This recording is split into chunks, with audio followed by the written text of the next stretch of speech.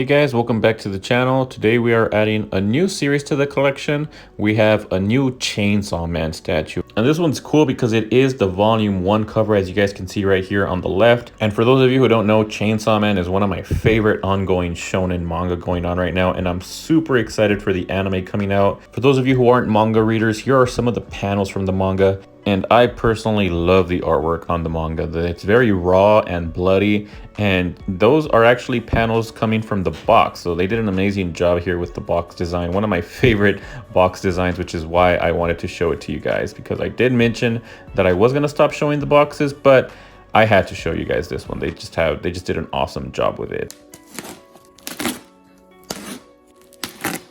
Okay, so here's something new that I want to do with my videos moving forward, because I used to take pictures of all of the packaging for all of my statues and I created an album, but I accidentally deleted pictures from one particular album. So I figured I'd just show all of the pictures here in the video. That way, if I do ever need to come back to them, I can just refer back to my video. So I hope that's fine with you guys. All right, so here's the base. It's a really small base. I was actually surprised by how small it was. I'm not used to my statue bases being this small, but there is a lot of contrast here. We have the blue rocks, the red bodies, and the green blood to match the manga cover. And I actually filmed this on Star Wars Day, and for some reason that guy's face reminded me of Luke Skywalker. But on the bottom we do have a nice felt material, which I personally do really like. I only have a few statues that have this material, but I honestly wish more would do it. Here are all the pieces that are going to be attached to the base. There is quite a bit, which can be both good and bad. Good because you don't have to worry about them breaking when they're in transit, but bad because there's just a lot of things that you have to figure out how to attach to the statue. I personally did struggle for a few good minutes. I think it took me about, in total, 20 to 30 minutes to figure out where all of the pieces go and attach them in the right place. But sadly, none of these are magnetized. I personally like it better when pieces like these are magnetized. I just feel like it just feels a little bit more premium. They feel more secure as well, especially these blood effects. They just kind of sit there and they were a little wobbly, which I wasn't a big fan of, but in the end, it still looks great, which is all that matters when it's on display. In order to attach this huge blood effect, I did have to remove this hand, attach the blood effect, and then reattach the hand. I just wanted to share this just in case any of you guys were having trouble with it, because it did, as I said, give me a lot of trouble. This piece right here is pretty random, but it just goes in here. I don't know what it is, to be honest. I don't know if it's a blade or what. It might be Aki's blade, but I'm just not sure. The last piece was this red hand, and that does complete the base. Overall, just had a few minor issues, but I still think it's a great base. Moving on to Denji's body, here is his legs, and they did I really like the way that they splattered this paint on here. I think it really gives it a nice effect. It's just kind of like the manga. It's not clean, it's very dirty and gritty, and that's kind of what I get with how they applied this paint right here as well, which I personally like. The shoes as well, they're like these Vans, and I don't know why, I really like the shoes on this statue. I might just be biased because I wear a lot of Vans myself, but on the bottom it just has one steel rod. That is what supports the whole weight of the body, but I think it should be okay just because of the way that they have the center of gravity for this statue, and it's not too heavy, so I don't think you ever have to worry about it wobbling over or breaking or anything like that. But talking about breaks, we did have that one break on the tie, which I showed earlier, which is unfortunate.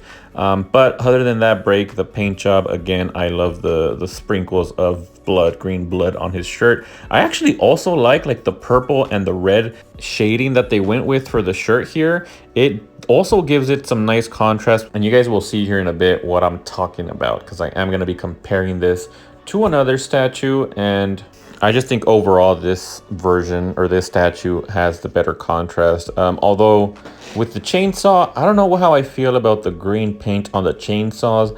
I kind of like the red metallic paint that they have here. I wish they would have continued with that metallic red paint on the rest of the chainsaw, but I get that they're trying to make it match as much as possible with the manga cover. But overall, the chainsaws are definitely my favorite part of this statue. And for good reason, because this is Chainsaw Man, so they had to make the chainsaws stand out apart from the rest of the statue. And I think they nailed it. I think it looks really good. And I'm just honestly overall super happy with the way this statue turned out. So just give you guys a few more shots of the hand and we'll move on to Denji's head.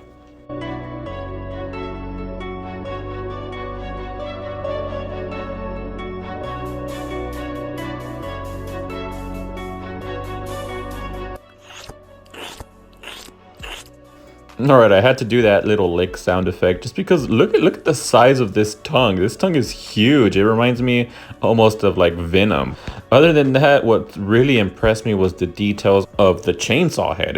They did a really good job. Like it's almost as good as I would say like a licensed statue. Like they didn't cut any corners. They put in all of the work in there. Can only imagine this was a lot of work for them to do, but they did it and it turned out very well. So I'm super impressed with the quality of the statue for this studio, and I'm definitely going to be pre-ordering the rest of the chainsaw line that they have for this one, because they do have a lot more Chainsaw Man statues coming. So you guys have a lot more chainsaw statues to look forward to on my channel. Now, what I was doing there is I was trying to turn on the LED. You just need to turn that knob and it does turn them on, which is pretty cool. Although I honestly, it looks good without the LED. You really don't need it. And it is honestly just a really tiny LED. You can really only notice it if you do turn off the lights. And again, with the green blood on the chainsaw head, I personally think it would have looked better with red blood, but that's it for the statue. It is complete. So let's go into a figure showcase.